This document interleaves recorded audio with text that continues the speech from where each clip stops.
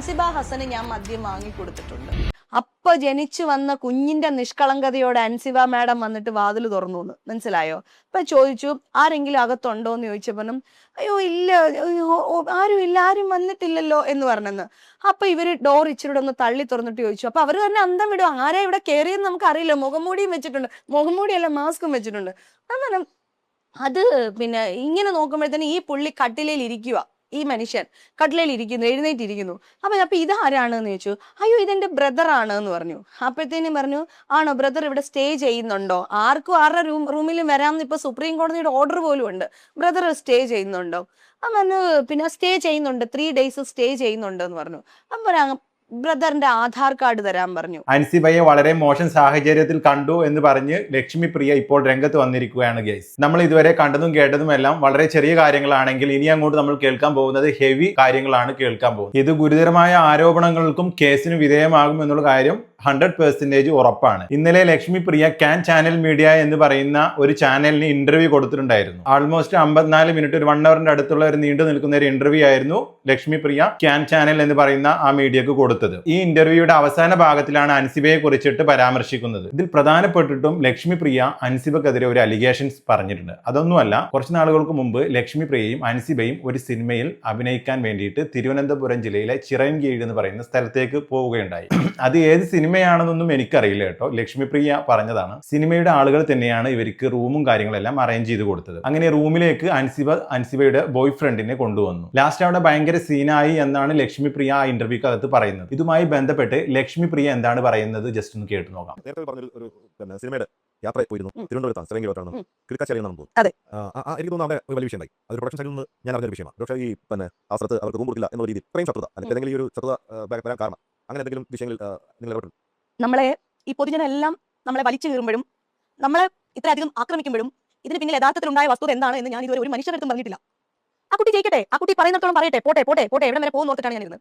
സുരേഷ് ഇത്രയും അറിഞ്ഞിട്ട് ചോദിക്കുമ്പോൾ എനിക്കത് പറയാതിരിക്കാനായിട്ട് പറ്റില്ല. അത്തം മുതലാണ് ശരിക്കും അവിടെ ഷൂട്ട് ഉണ്ടായിരുന്നത്. കിടക്കാശ്ശേരിയിൽ 10 ദിവസത്തോളം കണ്ടിന്യൂസ് ഷൂട്ട് പോയി. അത് കഴിഞ്ഞിട്ട് ഞങ്ങൾ ഒരുമിച്ചാണ്, ഓണമൊക്കെ കഴിഞ്ഞപ്പോൾ ഞങ്ങൾ ഒരുമിച്ചാണ് അവിടുന്ന് അൻസിബയും ഞാനും ഒക്കെ ഒരുമിച്ചാണ് ഇവിടെ വന്നത്. ഞങ്ങൾക്ക് സെപ്റ്റംബർ 12-ാം തീയതി എക്സിക്യൂട്ടീവ് കമ്മിറ്റി ഉണ്ടായിരുന്നു. അത് മാത്രമല്ല അന്ന് തോന്നുന്നു എനിക്ക് ഫിലിം ചേംബറിന്റെ ഭക്ഷണം കഴിച്ച ദിവസം ഫിലിം ചേംബറിന്റെ ഒരു ലഞ്ച് ഉണ്ടായിരുന്നു, ഓണം ഫീസ്റ്റ് ഉണ്ടായിരുന്നു. അതിൽ ഞങ്ങൾ പങ്കെടുത്തു. അത് എക്സിക്യൂട്ടീവ് കമ്മിറ്റി ആയിരുന്നു, അല്ല ഫിലിം ചേംബറിന്റെ ഇതിൽ പങ്കെടുത്തതാണ്. അന്ന് തിരിച്ച് ഞങ്ങൾ പോയി. അന്ന് രാത്രി ഞങ്ങൾക്ക് ഷൂട്ട് ഉണ്ട്, നൈറ്റ് ഷൂട്ട്സ് ആണ് കൂടുതലും. ആ ഷൂട്ട് കഴിഞ്ഞു. 13-ാം തീയതി ഷൂട്ട് ഉണ്ടായിരുന്നില്ല. അപ്പോൾ 13-ാം തീയതി ഞങ്ങൾ പുറത്ത് കറങ്ങാനൊക്കെ പോയി. എനിക്ക് നല്ല പനിയുള്ള ദിവസമായിരുന്നു. ഞങ്ങൾ മറ്റേ സിനിമയൊക്കെ പോയിട്ട് കണ്ടു, ലോക സിനിമയൊക്കെ പോയി കണ്ടു. പിന്നെ വേറെ സ്ഥലത്ത് ഞങ്ങൾ പോയി. അതിന്റെ ബില്ല് ഞാൻ തന്നെയാണ് പേ ചെയ്തത്. അൻസിബയുടെ ബില്ല് ഞാൻ തന്നെയാണ് പേ ചെയ്തത്. അയ്യോ ചേച്ചി കരയില്. ആ ഇന്റർവ്യൂവർ വരെ ചോദിക്കുന്നു കേട്ടോ, നേരത്തെ ഇങ്ങനെ ഷൂട്ടിംഗ് ലൊക്കേഷനകത്ത് ഇങ്ങനെ ഒരു ഇഷ്യൂ ഉണ്ടായിരുന്നു, അത് അറിയാമായിരുന്നു എന്നുള്ള കാര്യം. അപ്പൊ എനിക്കൊരു ഡൗട്ട്, ഇത് സ്ക്രിപ്റ്റഡ് ആണോ എന്നുള്ളൊരു സംശയം. അത് ഏതാണ് ആ ബില്ല് നിങ്ങൾക്ക് മനസ്സിലായി? ചേച്ചി ഇതിനകത്ത് ആ സ്ഥലം പറയുന്നില്ല, പക്ഷെ അത് ഇവര് നേരത്തെ ഒരു ഇന്റർവ്യൂവിന്റെ ഒരു ട്രയൽ ഇറക്കിയിട്ടുണ്ടായിരുന്നു, ഷോർട്സ്. അതിനകത്ത് ആ സ്ഥലം വളരെ കൃത്യമായിട്ട് പറയുന്നുണ്ട്. നിങ്ങൾക്ക് അറിയില്ലെങ്കിൽ ഇതൊന്ന് കേട്ടു. അൻസിബ ഹസന് ഞാൻ മദ്യം വാങ്ങിക്കൊടുത്തിട്ടുണ്ട്. ആ ഒരു പോർഷൻ ഇതിൽ നിന്ന് മനഃപൂർവ്വം കട്ട് ചെയ്ത് മാറ്റിയതാണെന്ന് എനിക്ക് തോന്നുന്നു. കാരണം അൻസിബ ഹസൻ ഇതിനെതിരെ പോയിട്ട് പാലാരിവട്ടം പോലീസ് സ്റ്റേഷനിൽ പരാതി നൽകിയിട്ടുണ്ട്. അപ്പൊ നിങ്ങൾക്ക് മനസ്സിലായല്ലോ, അൻസിബയും ലക്ഷ്മി പ്രിയയും തിരുവനന്തപുരത്തേക്ക് സിനിമ ഷൂട്ടിങ്ങിന് പോയി. സിനിമ ഷൂട്ടിംഗ് പോസ്റ്റ്പോണ്ട് ആയപ്പോൾ അവർ തന്നെ അവിടെ റൂം അറേഞ്ച് ചെയ്ത് കൊടുക്കുകയും ശേഷം അവർ തിരുവനന്തപുരത്ത് ഒരുപാട് സ്ഥലങ്ങളിൽ കറങ്ങാൻ പോവുകയും അതുപോലെ തന്നെ ഇതിനൊക്കെ പോയി അവസാനം അൻസിബ ഹസൻ ബോയ് ഫ്രണ്ടിനെ റൂമിലോട്ട് കൊണ്ടുവന്നു. അവിടെ ഭയങ്കര പ്രശ്നമായി. അതിനുശേഷം എന്താ സംഭവിച്ചതെന്ന് ചേച്ചി പറ. അങ്ങനെ അന്ന് ഇവര് വിളിച്ചിട്ട് പറഞ്ഞു, പ്രൊഡക്ഷൻ സൈഡിൽ നിന്ന് വിളിച്ചിട്ട് പറഞ്ഞു 13-ാം തീയതി ഇവർ വിളിച്ചിട്ട് പറഞ്ഞു പടം ഒന്ന് സ്കെഡ്യൂൾ ചെയ്യുകയാണ്, കുറച്ച് അവർക്ക് എന്തോ ഫിനാൻഷ്യൽ പ്രശ്നങ്ങളൊക്കെ ഉണ്ട്, കുറച്ച് ദിവസം കഴിഞ്ഞിട്ടേ ഇനി ഷൂട്ട് തുടങ്ങുന്നുള്ളൂ, മാഡം ഒക്കെ പോകുന്നെങ്കിൽ പോയിക്കോളൂ എന്ന് പറഞ്ഞു. അപ്പോൾ ഒരു ദിവസത്തെ നൈറ്റ് ഷൂട്ടിന് വേണ്ടിയാണ് ഞങ്ങൾ ഇവിടുന്ന് റിസ്ക് എടുത്ത് വീണ്ടും തിരിച്ച് ചിറയൻകീഴ് വരെ പോയിരുന്നത്. അപ്പോൾ ആ ഷൂട്ട് നടന്നു. അപ്പോൾ ഇങ്ങനെ പറഞ്ഞപ്പോൾ ഞാൻ ഓർത്തു എന്നാ പിന്നെ വീട്ടിൽ പോകാമെന്ന് പറഞ്ഞു. ഞാൻ ഈ മോളെ നിർബന്ധിച്ച് പറഞ്ഞു നമുക്ക് പോകാമെന്ന് പറഞ്ഞപ്പോൾ ഈ കുട്ടി പറഞ്ഞു ഷൂട്ടില്ലല്ലോ, അനിശ്ചിതമായിട്ട് ഷൂട്ടില്ല, എപ്പോഴാണ് തുടങ്ങുന്നതെന്ന് അറിയില്ല, അങ്ങനെയാണെങ്കിൽ നമുക്ക് തിരിച്ചു പോകാമെന്ന് പറഞ്ഞാൽ ഈ കുട്ടിയെ വിളിക്കുമ്പം ഈ കുട്ടി വരാൻ തയ്യാറാവുന്നില്ല. ഈ കുട്ടി പറഞ്ഞു 3 ദിവസം കൂടി ഈ കുട്ടിക്ക് അവിടെ നിന്നേ പറ്റുള്ളൂ, നിന്ന് എങ്ങനെയെങ്കിലും പേയ്മെന്റ് വാങ്ങിച്ചിട്ട് പോകണം എന്ന് പറഞ്ഞു. ഞാൻ പറഞ്ഞു മോളെ കാശിന് അത്യാവശ്യത്തിന് വല്ലതും ആണെങ്കിൽ വീട്ടിൽ നിന്ന് ഞാൻ കാശ് തരാം, വീട്ടിൽ വരൂ, നിങ്ങൾക്ക് ഇവിടെ നിന്ന് കാശ് തരാം, അപ്പം മോള് ഒറ്റയ്ക്ക് ഇവിടെ ഇങ്ങനെ നിൽക്കണ്ട, നമുക്ക് ഒരുമിച്ച് പോകാമെന്ന് പറഞ്ഞു. ഇല്ല ചേച്ചി എനിക്ക് 3 ദിവസം നിന്നേ പറ്റുള്ളൂ എന്ന് പറഞ്ഞു. അപ്പോഴത്തേക്ക് ശരി, അങ്ങനെ അവൾക്ക് അങ്ങനെ ഉണ്ടെങ്കിൽ നിൽക്കട്ടെ, നമുക്ക് നിർബന്ധിച്ച് കൊണ്ടുവരാൻ പറ്റില്ലല്ലോ. അങ്ങനെ പിറ്റേ ദിവസം വെളുപ്പിനത്തെ വന്ദേ ഭാരതിന്റെ ടിക്കറ്റ് ബുക്ക് ചെയ്യും. രാത്രി 2 മണി വരെ ഞങ്ങൾ വർത്താനം പറഞ്ഞ് അവിടെ ഇരിക്കുകയും ചെയ്തു. ഞാനും അൻസിബയും കൂടെ വർത്താനം പറഞ്ഞിരുന്നു. അത് കഴിഞ്ഞ് 3 മണിയായപ്പോൾ ഞാൻ എൻ്റെ റൂമിൽ പോയി കുളിച്ച് ഫ്രഷായി എൻ്റെ പെട്ടിയൊക്കെ എടുത്ത് പോകുമ്പോൾ താഴെ ഞാൻ വണ്ടി കയറാൻ നേരത്ത് ഒരാളിനെ ഞാൻ കണ്ടു. ആള് മാസ്ക് ഇട്ടിട്ടുണ്ടായിരുന്നു. ആളുടെ കണ്ണിന്റെ ഒക്കെ ഭാഗങ്ങൾ അപ്പൊ നമുക്കൊരു പരിചയമുള്ള ഒരാളായിട്ട് നമുക്ക് തോന്നി. പക്ഷെ ആളെനിക്ക് ഞാൻ ഐഡന്റിഫൈ ചെയ്തൊന്നുമില്ല. പിന്നെ എനിക്ക് പറഞ്ഞപ്പോഴാണ് ഈ ആളാണല്ലോ ആ ആളെന്ന് മനസ്സിലായത്. ഈ ആളെ ഞാൻ ജസ്റ്റ് കണ്ടതേ ഉള്ളൂ. കാരണം രാത്രിയല്ലേ, ആ സമയമല്ലേ, ജസ്റ്റ് ഈ നമ്മുടെ വണ്ടി ഓണായ ഇതിലാണ് കാണുന്നത്. അങ്ങനെ amazing, what a fantastic bluntastic timing യാർ. നോക്കണം ഗൈസ്, ലക്ഷ്മി പ്രിയ റൂമിൽ നിന്ന് ഇറങ്ങി വരുന്ന സമയത്ത് തന്നെ അൻസിബയുടെ കാമുകൻ അങ്ങോട്ട് വരുന്നുണ്ടായിരുന്നു. ഒരാള് മാസ്ക് എല്ലാം ഇട്ടും കൊണ്ട് അവിടെ നിൽക്കുന്ന കണ്ടു. പക്ഷെ ചേച്ചിക്ക് അത് മനസ്സിലായില്ല. പിന്നീട് പറഞ്ഞപ്പോഴാണ് മനസ്സിലായത്, അതെ ഇത് ആ വ്യക്തിയാണ്. ഏതാ മനസ്സിലായില്ലേ? മറ്റേ വ്യക്തി, താടിയും മുടിയൊക്കെ ഉള്ള വ്യക്തിയാണെന്ന് ചേച്ചിക്ക് മനസ്സിലായത്. തികച്ചും സ്വാഭാവികവും. ചേച്ചി പറ, ബാക്കി പറ. തിരുവനന്തപുരത്ത് റെയിൽവേ സ്റ്റേഷനിൽ പോന്നു, വന്ദേ ഭാരത് ട്രെയിനിൽ കയറി ഞാൻ ഇവിടെ എത്തുന്നു. ഇവിടെ എത്തിക്കഴിഞ്ഞിട്ട് വീട്ടിലെത്തിക്കഴിഞ്ഞ് പിന്നെ ഏട്ടൻ എന്തോ വിളിക്കാൻ വന്നിട്ട് ഞങ്ങൾ ഒരുമിങ്ങ് പോന്നു. പിന്നെ ഞാൻ നോക്കുമ്പോൾ 100 കണക്കിന് മിസ്ഡ് കോൾസ് എൻ്റെ ഫോണിൽ കിടക്കുകയാണ്. എനിക്ക് ഭയങ്കര വെപ്രാളായിപ്പോ. ഒന്ന് ഞങ്ങളുടെ ഈ പ്രൊഡ്യൂസർ രതീഷ്, സണ്ണി എന്ന് പറഞ്ഞ കോ പ്രൊഡ്യൂസർ, അതുകൂടാതെ ആ സെറ്റിലുള്ള production controller Rajesh Neyyattinkara, Sajith production manager Sajith, അങ്ങനെ ഒരുപാട് പേര്. പിന്നെ ഞങ്ങളുടെ ഹോട്ടലിന്റെ ഓണർ സജീർ എന്ന് പറഞ്ഞ സാറ്, പിന്നെ ഹോട്ടലിന്റെ മാനേജർ ഒരു പയ്യൻ, അതുപോലെ ഷീബ എന്ന് പറഞ്ഞ കെയർ ടേക്കർ. ഇങ്ങനെ കോൾ ലിസ്റ്റ് കിടക്കുക. അക്ഷരാർത്ഥത്തിൽ ഞാൻ പേടിച്ചു പോയി കേട്ടോ. അപ്പൊ ഞാൻ ജയിച്ചേട്ടൻ വന്ന് വണ്ടി കയറി ഇരുന്നിട്ടാണ് ഞാൻ തിരിച്ചു വിളിക്കുന്നത്. അപ്പൊ ആദ്യത്തെ കോള് ഷീബ എന്ന് പറഞ്ഞ ചേച്ചിയുടെ കോൾ ലിസ്റ്റ് ആണ്. അതിലേക്ക് ഞാൻ വിളിക്കുന്നു. വിളിച്ചപ്പം എൻ്റെ അടുത്ത് പറയുന്നത്, ലക്ഷ്മി മാഡം റൂം, ഞങ്ങൾക്ക് അവിടെ അപ്പാർട്ട്മെന്റ് ഹോട്ടലാണ്, 2 റൂമും ഹാളും കിച്ചനുമായിട്ട് അപ്പാർട്ട്മെന്റ് ഹോട്ടലാണ്. അപ്പൊ അതിൽ ഒരു റൂമിൽ ഞാൻ, ഒരു റൂമിൽ അൻസിബ, ഇങ്ങനെയാണ് താമസിക്കുന്നത്. അപ്പം ലക്ഷ്മി മാഡം ഇറങ്ങിയ ഉടനെ 4 മണിക്ക് ഷാർപ്പ് ലക്ഷ്മി മാഡം ഇറങ്ങിയ ഉടനെ ഒരാള്, മാസ്ക് ഇട്ട ഒരാള് ഈ റൂമിലേക്ക് കയറി. അൻസിബ മാഡം വന്ന് ഡോറ് തുറന്നു കൊടുത്തു, അകത്തേക്ക് കയറി. ഇത് CCTV കണ്ടു എന്ന് പറഞ്ഞു. സാറ് കണ്ടു എന്ന്. അതായത് നൈറ്റില് വോയിസ് കമാൻഡിങ് അവിടെ നൈറ്റിൽ ഇത് മോണിറ്റർ ചെയ്യുന്നത് ദുബായിൽ ഇരുന്നിട്ട് സജീർ എന്ന് പറഞ്ഞ ഈ റിവേര റെസിഡൻസിയുടെ ഉടമസ്ഥനാണ് ഇത് മോണിറ്റർ ചെയ്യുന്നത്. അപ്പൊ പുള്ളി പറയും, ഇതേ ചാവി അവിടെ വെച്ചിട്ടുണ്ട് മാഡം, മാഡത്തിന്റെ ഫുഡ് അവിടെ ഇരിക്കുന്നു. വോയിസ് കമാൻഡിങ് നമ്മൾ ആശരീരി കേൾക്കുന്ന പോലെ ഉണ്ടാവും. അപ്പൊ ഇദ്ദേഹം ഇത് കണ്ടു. ഇദ്ദേഹം കണ്ടിട്ട് ഇദ്ദേഹം വിചാരിക്കുന്നത്, ഇദ്ദേഹം അറിയാണ്ട്, അതായത് പിന്നെ ഹോട്ടൽ മാനേജർ അറിയാണ്ട് സിനിമയുടെ പ്രൊഡക്ഷനിലുള്ള ആരോ ഇവിടെ ഈ റൂമിലേക്ക്, ഞാൻ വെക്കേറ്റ് ആയ റൂമിലേക്ക് ആരെയോ അക്കോമഡേറ്റ് ചെയ്തു എന്നാണ് ഇദ്ദേഹം വിചാരിക്കുന്നത്. അപ്പോ ഇദ്ദേഹം എന്ത് ചെയ്തു, ഈ വെളുപ്പിനെ തന്നെ ഈ മാനേജേഴ്സിനെ വിളിക്കുന്നു. മാനേജേഴ്സ് അറിയുന്നു, ഞങ്ങൾക്കറിയില്ല, ഇങ്ങനെ ഒരാൾ വന്നിട്ട് ഞങ്ങൾക്കറിയില്ല. ഉടനെ പിന്നെ ഇതിന്റെ പ്രൊഡ്യൂസറെ വിളിക്കുന്നു, കോ പ്രൊഡ്യൂസേഴ്സിനെ വിളിക്കുന്നു. അങ്ങോട്ട് ആകെ മൊത്തം ഒരു ബഹളമായി. അങ്ങനെ ഈ അപ്പാർട്ട്മെന്റ് ഓണർ ദുബായിലാണ്. അദ്ദേഹം ദുബായിൽ ഇരുന്നു കൊണ്ട് CCTV മോണിറ്റർ ചെയ്യുന്ന സമയത്താണ് CCTV ഇങ്ങനെ ഒരാൾ വന്നു കയറുന്നത് കണ്ടത്. അപ്പോൾ അദ്ദേഹം തിരിച്ച് ഹോട്ടലുമായിട്ട് കോൺടാക്ട് ചെയ്യുകയും ബാക്കി കാര്യങ്ങളെല്ലാം അന്വേഷിക്കുകയാണ് ചെയ്തത്. അതിനുശേഷം അവിടെ എന്താണ് സംഭവിച്ചുള്ളത് നമുക്ക് ചേച്ചിയോട് ചോദിച്ചു നോക്കാം. ചേച്ചി പറ. ഇവരാരും അറിയാതെയാണ് ഇങ്ങനെ ഒരാൾ വന്നിരിക്കുന്നത് എന്ന് പറയുന്നു. ഞാനില്ലല്ലോ, ഞാൻ ചിത്രത്തിൽ ഇല്ലാത്ത ആളാ. അങ്ങനെ ഇവര് അന്വേഷിച്ച് പിടിച്ച് ഇവരിവിടെ എത്തുമ്പോഴത്തേനും ബെല്ലടിക്കുന്നു. അൻസിബയെ വിളിക്കുന്നു. അൻസിബ ഫോൺ എടുക്കുന്നില്ല. ബെല്ലടിച്ചിട്ടൊന്നും തുറക്കുന്നില്ല. 4 മണിക്ക് റൂമിൽ ആള് വന്നിരിക്കുന്നതാണ്, തുറന്നിട്ടില്ല. തുറക്കാതെ വന്നപ്പോഴത്തേനും 6:30 മണി വരെ അവിടെ വെയിറ്റ് ചെയ്തിട്ട് 6:30 കൂടിയിട്ട് ഷീബ എന്ന് പറയുന്ന ലേഡി ഡ്യൂപ്ലിക്കേറ്റ് കീ ഉപയോഗിച്ച് മെയിൻ എൻട്രൻസ് തുറക്കുന്നു. നേരെ എൻ്റെ റൂമിലേക്ക് നോക്കുന്നു. അവിടെ ആരെയും കാണാനില്ല. അപ്പൊ അൻസിബയുടെ റൂമിൽ തട്ടി അൻസിബയെ വിളിച്ചു. അപ്പൊ അവര് പറഞ്ഞ വാക്കാണ്, അപ്പൊ ജനിച്ചു വന്ന കുഞ്ഞിന്റെ നിഷ്കളങ്കതയോടെ അൻസിബ മാഡം വന്നിട്ട് വാതിൽ തുറന്നു എന്ന്. മനസ്സിലായോ? അപ്പൊ ചോദിച്ചു, ആരെങ്കിലും അകത്തുണ്ടോ എന്ന് ചോദിച്ചപ്പോഴും, അയ്യോ ഇല്ല, ആരും ഇല്ല, ആരും വന്നിട്ടില്ലല്ലോ എന്ന് പറഞ്ഞെന്ന്. അപ്പൊ ഇവര് ഡോർ ഇച്ചിരി ഒന്ന് തള്ളി തുറന്നിട്ട് ചോദിച്ചു. അപ്പൊ അവര് തന്നെ അന്തം വിടും, ആരാ ഇവിടെ കയറിയെന്ന് നമുക്ക് അറിയില്ല, മുഖംമൂടിയും വെച്ചിട്ടുണ്ട്, മുഖംമൂടിയല്ല മാസ്കും വെച്ചിട്ടുണ്ട്. അങ്ങനെ അത് പിന്നെ ഇങ്ങനെ നോക്കുമ്പോഴത്തേന് ഈ പുള്ളി കട്ടിലയിൽ ഇരിക്കുക, ഈ മനുഷ്യൻ കട്ടിലയിൽ ഇരിക്കുന്നു, എഴുന്നേറ്റിരിക്കുന്നു. അപ്പൊ ഇതാരാണെന്ന് ചോദിച്ചു. അയ്യോ ഇതെന്റെ ബ്രദർ ആണ് എന്ന് പറഞ്ഞു. അപ്പോഴത്തേനും പറഞ്ഞു, ആണോ ബ്രദർ ഇവിടെ സ്റ്റേ ചെയ്യുന്നുണ്ടോ? ആർക്കും ആരുടെ റൂമിലും വരാമെന്ന് ഇപ്പൊ സുപ്രീം കോടതിയുടെ ഓർഡർ പോലും ഉണ്ട്.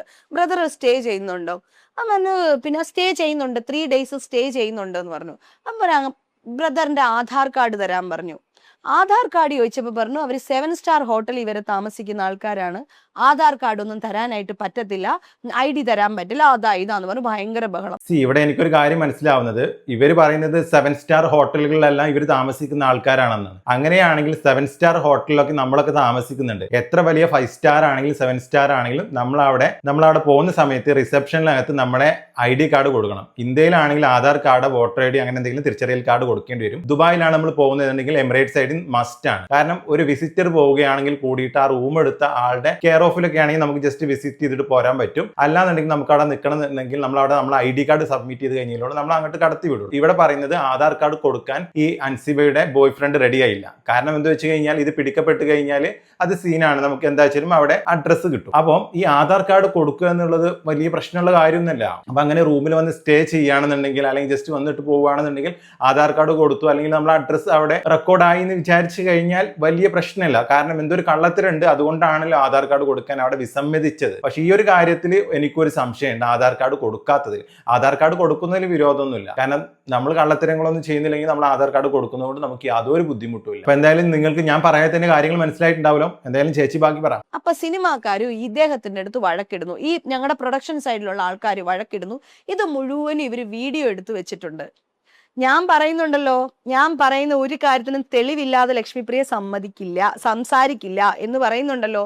അപ്പൊ ഇവര് മൊത്തം ഇവിടുത്തെ വഴക്കും ഈ കാര്യങ്ങളും, പുള്ളി ഭയങ്കര ഭീഷണിയാണ് പെടുത്തുന്നത്. അങ്ങനെ ചെയ്യും ഇങ്ങനെ ചെയ്യും എന്നൊക്കെ പറഞ്ഞ് മിഥിലാജ് എന്ന് പറയുന്ന വ്യക്തിയാണ്. അതും ഈ മിഥിലാജാണ്. ഈ സ്റ്റേഷനിൽ വന്ന അതേ മിഥിലാജ് എന്ന് പറയുന്ന, ഞാൻ പറഞ്ഞുതരാം, മുൻപ് കോമഡി ഉത്സവം എന്ന് പറയുന്ന ഒരു പ്രോഗ്രാം ഉണ്ടായിരുന്നു. അതിന്റെ പ്രോഗ്രാം പ്രൊഡ്യൂസർ ആയിരുന്ന താടി മുടിയൊക്കെ ഉള്ള മിഥിലാജ് എന്ന് പറയുന്ന വ്യക്തിയാണ്. കാരണം ഞാൻ ആ വീഡിയോ കണ്ടിട്ടുണ്ട്. അപ്പൊ മിഥിലാജ് എന്ന് പറയുന്ന ആളാണ് അൻസിബയുടെ ആ കള്ളക്കാമുകൻ. അപ്പൊ എന്തായാലും മിഥിലാജിന്റെ ഫോട്ടോ നമ്മൾ എന്തായാലും തമ്പനയിൽ കൊടുക്കാം. കാണാത്ത ആൾക്കാരൊക്കെ തമ്പനയിൽ നോക്കിക്കഴിഞ്ഞാൽ കാണാൻ പറ്റും. അല്ല, ചേച്ചി തെളിവുകൾ വെച്ച് സംസാരിക്കുന്ന ആളാണെന്ന് പറഞ്ഞല്ലോ. അപ്പൊ അങ്ങനെയാണെന്നുണ്ടെങ്കിൽ ഭീഷണിപ്പെടുത്തി സംസാരിക്കുന്നതിന്റെ വോയിസ് റെക്കോർഡോ അല്ലെന്നുണ്ടെങ്കിൽ വീഡിയോ റെക്കോർഡോ ഒന്നുമില്ലേ? ചേച്ചി ആ വീഡിയോസ് എല്ലാം കണ്ടതാണെന്ന് പറഞ്ഞല്ലോ. അപ്പൊ എന്തുകൊണ്ട് ആ വീഡിയോ ഈ ഇന്റർവ്യൂക്കകത്ത് സബ്മിറ്റ് ചെയ്തില്ല? അല്ലാന്നുണ്ടെങ്കിൽ അതിന്റെ ഒരു എവിഡൻസ് പ്രൊവൈഡ് ചെയ്യുന്നില്ല? ഇത്തരത്തിലുള്ള തെളിവുകളൊക്കെ നിങ്ങളുടെ കയ്യിലുണ്ടെങ്കിൽ നിങ്ങൾ അത് സൂക്ഷിക്കുന്നതിന് തെറ്റായിട്ടുള്ള കാര്യമല്ലേ? അൻസിബ നീതി പുലരുമെന്ന ഉറച്ച വിശ്വാസത്തോടെ പൊരുതാൻ തന്നെ തീരുമാനിച്ചിരിക്കുകയാണെന്ന് പറഞ്ഞിട്ട് അൻസിബ പോസ്റ്റ് ഉണ്ടായിരുന്നു. അതിന് പിന്നാലെ അൻസിബ പാലാരിവട്ടം പോലീസ് സ്റ്റേഷനിൽ പോയിട്ട് പരാതി കൊടുക്കുകയും ചെയ്തിട്ടുണ്ട്. കണ്ടല്ലോ, അതാണ് അൻസിബ. ധീരയായ വനിത എന്ന് പറയുന്നത് വെറുതെ അല്ല. 24 മണിക്കൂർ ആയില്ല, അപ്പത്തേക്ക് അൻസിബ പാലാരിവട്ടം പോലീസ് സ്റ്റേഷനിൽ പോയിട്ട് പരാതിയും കൊടുത്തു. ചേച്ചി ബാക്കി പറ. ഇങ്ങനെ ഒരു കാര്യം നടന്നിട്ടില്ല എന്ന് അൻസിബ തെളിയിക്കണം. മിഥിലാജ് അൻസിബയുടെ റൂമിൽ വന്നിട്ടില്ല എന്ന് അൻസിബ തെളിയിക്കണം. അപ്പോ പിന്നെ ഭയങ്കര പ്രശ്നമാണ്. ഇദ്ദേഹം ഭയങ്കര ഷൗട്ടിങ്ങും പ്രശ്നങ്ങളുമാണ്. ഇത് വളരെ ഇതോടുകൂടി പറയുന്ന ഒരു ആരോപണമാണോ? അത് അല്ലെങ്കിൽ ആരോപണമല്ല, ഇത് സത്യമാണ് ഞാൻ പറയുന്നത്. നമ്മുടെ അടുത്ത് രാജീവ് പറഞ്ഞ കാര്യം വെച്ചാല് അവിടെ വന്ന വിഷയത്ത് പറഞ്ഞാൽ അവർക്ക് അവിടെ ഇത് കൊടുക്കാത്തതിന് വേറെ ചില റീസൺ അവർ പറയുന്നത്. അപ്പൊ എന്താണെന്നത് ആ റീസൺ ആണ് ഞാൻ പറയുന്നത്. അപ്പോ പിന്നെ അങ്ങനെയാണെങ്കിൽ ഇവിടുന്ന് പൊക്കോണം എന്ന് പറയുന്നു. നിങ്ങൾ വേറെ സ്ഥലത്തേക്ക് പോകണം എന്ന് പറഞ്ഞു. ID കാർഡ് തന്നാൽ അവർക്ക് സ്റ്റേ ചെയ്യാം, ID കാർഡ് ഇല്ലെങ്കിൽ സ്റ്റേ ചെയ്യാൻ പറ്റില്ല. അപ്പോൾ ഇവർ പറഞ്ഞു ഇവർ പോവുകയാണെന്ന് പറഞ്ഞു. അങ്ങനെ നമ്മുടെ പ്രൊഡക്ഷനിലെ ആൾക്കാരൊക്കെ അങ്ങോട്ടും ഇങ്ങോട്ടും ഒക്കെ മാറി ഒരു 10:30യോട് കൂടിയിട്ട് ഇവര് പോകാനായിട്ട് തയ്യാറാവുന്നു. അപ്പോൾ അവിടുത്തെ ആ കുട്ടിയുടെ ലഗേജും സാധനങ്ങളും ഒക്കെ കെയർ ടേക്കറെ ഏൽപ്പിക്കുന്നു. അപ്പൊ ഇവർക്ക് മനസ്സിലായി ഈ കുട്ടി വീട്ടിലേക്കല്ല പോകുന്നത്. അപ്പൊ സ്വാഭാവികമായിട്ടും ഒരു സ്ഥലത്ത് അഭിനയിക്കാനായിട്ട് ഒരു പെൺകുട്ടിയോ ആരുമില്ലാതെ വരുമ്പോ അതിന്റെ ഉത്തരവാദിത്വം തീർച്ചയായിട്ടും ആ പ്രൊഡക്ഷനിലുള്ള ആൾക്കാർക്കല്ലേ. എന്ത് സത്യം, തള്ളലിന്റെ ആശാത്തി എന്ന് വേണമെന്നുണ്ടെങ്കിൽ പറയാം. വേണമെന്നുണ്ടെങ്കിൽ മിഥിലാജ് വേണമെന്നുണ്ടെങ്കിൽ അങ്ങോട്ട് വന്നിട്ടുണ്ടാവും. അൻസിബയുടെ ബോയ് ഫ്രണ്ട് വേണമെന്നുണ്ടെങ്കിൽ ചിലപ്പോൾ ആ ഹോട്ടൽ റൂമിലേക്ക് വന്നിട്ടുണ്ടാവും. അത് ചിലപ്പോൾ സത്യമായിരിക്കാം. എന്തായാലും ഞാൻ കണ്ടിട്ടില്ല. ലക്ഷ്മിപ്രിയ ചേച്ചി പറയുന്നത് അനുസരിച്ച് പറഞ്ഞതാണ്. എന്തായാലും ചേച്ചി ബാക്കി കൂടെ പറ. മാഡത്തിന്റെ റൂം അവിടെ ഒഴിഞ്ഞു കിടപ്പുണ്ടല്ലോ, എന്തുകൊണ്ട് ആ പുള്ളി അവിടെ താമസിച്ചില്ല? എന്തിന് ഈ മാഡത്തിന്റെ റൂമിൽ തന്നെ താമസിച്ചു? നമുക്ക് ഉത്തരവില്ലാതെ പോവാണ്. അവിടെ ഞാൻ അൻസിബയെ സേവ് ചെയ്യാനേ നോക്കിയിട്ടുള്ളൂ. ചേച്ചിയുടെ ആ ഒരു നന്മമരം ആരും കാണാതെ പോകരുത് ഗൈസ്. അൻസിബയെ ഈ സിറ്റുവേഷനിലും സേവ് ചെയ്യാൻ വേണ്ടി മാത്രമാണ് ലക്ഷ്മിപ്രിയ ചേച്ചി ട്രൈ ചെയ്തിട്ടുള്ളത് എന്നാണ് പറയുന്നത്. ചേച്ചിയുടെ ആ നല്ല മനസ്സിന്റെ ഒരു ബിഗ് സല്യൂട്ട്. എനിവേ എന്തായാലും ചേച്ചി ബാക്കി കൂടെ പറ. ഇത് കഴിഞ്ഞ് ഞാൻ ഈ കുട്ടിയെ വിളിച്ചു. വിളിച്ചപ്പോൾ എന്നോട് ചിരിച്ചിട്ട് പറഞ്ഞു, ചേച്ചിക്ക് അറിയില്ലേ 9 വർഷമായിട്ട് എനിക്കൊരു ബോയ് ഫ്രണ്ട് ഉണ്ടെന്ന് അറിയില്ലേ, അപ്പൊ അദ്ദേഹത്തിന്റെ കൂടെ ഞങ്ങൾ കന്യാകുമാരിയിൽ പോവാണെന്ന് പറഞ്ഞു. അങ്ങനെ കന്യാകുമാരിയിൽ പോയിട്ട് ദേ അവിടെ ഒരു കുബേരനും അവിടെ ഒരു ലക്ഷ്മി ഇരിപ്പുണ്ട് ശംഖ് കൊണ്ടുള്ള. ഒരു മിനിറ്റ് തന്നാൽ ഞാൻ എടുത്ത് കാണിച്ചു തരാം. ഇതുമൊക്കെ മേടിച്ച് 3 ദിവസം കഴിഞ്ഞ് അൻസിബ ഭയങ്കര ഹാപ്പി ആയിട്ട് ഈ വീട്ടിൽ വന്നു. വീട്ടിൽ വന്നിട്ട് എൻ്റെ അടുത്ത് ചോദിച്ചു, ചേച്ചി പറഞ്ഞില്ലേ ഇങ്ങനെ പൈസ എന്തെങ്കിലും വേണേ ഹെൽപ്പ് ചെയ്യാമെന്ന് പറഞ്ഞില്ലേ, അപ്പൊ എന്നെ ഒന്നൊരു 50,000 എന്നെ ഹെൽപ്പ് ചെയ്യാമോന്ന് ചോദിച്ചു. ഞാൻ അകത്ത് പോയിട്ട് എൻ്റെ കയ്യിലുണ്ടായിരുന്ന പൈസയിൽ നിന്ന് 50,000 രൂപ ഈ കുട്ടിക്ക് ക്യാഷ് ആയിട്ട് കൊണ്ടുവന്ന് കൊടുത്തു. ഓക്കെ, അൻസിബ ചോദിച്ചപ്പോഴത്തേക്ക് 50,000 ഉറുപ്പ്യൊക്കെ ലക്ഷ്മിപ്രിയ ചേച്ചി അങ്ങനെ എടുത്തെറിഞ്ഞു കൊടുത്തു. റിച്ച് ചേച്ചിന്റെ അടുത്ത് അങ്ങനെ കുറച്ച് പൈസ ഉണ്ടെങ്കിൽ 2 ലക്ഷം നമുക്ക് തരും ചേച്ചി. ഞാനിവിടെ ആലോചിക്കുന്നതല്ല, അൻസിബ ലക്ഷ്മിപ്രിയക്ക് അയച്ചിരിക്കുന്ന മെസ്സേജ് എന്ന് പറഞ്ഞു കഴിഞ്ഞാൽ, ചേച്ചി ദുബായിൽ പോയപ്പോൾ ഒരു ഫോട്ടോ എടുത്തായിരുന്നു, എന്തോ ഒരു ഫോട്ടോ, ആ ഒരു ഇഷ്യൂ ആണ് ഭയങ്കര പ്രശ്നമായിട്ടിരിക്കുന്നത്. ഈ ഒരു സമയത്ത് ഞാൻ ആലോചിക്കുന്നത് റസൂൽ പൂക്കുറ്റിയുടെയും സെജിനയുടെയും ആ ഒരു അവിഹിത ബന്ധത്തെ കുറിച്ചാണ്. അതൊന്നും കേൾക്കുമ്പോൾ ഇതൊന്നും ഒന്നുമല്ല. അപ്പൊ ഗൈസ്, എന്തായാലും നിങ്ങളുടെ അഭിപ്രായങ്ങൾ നിങ്ങൾ താഴെ കമന്റ് ആയിട്ട് രേഖപ്പെടുത്തു. Thank you for watching. By.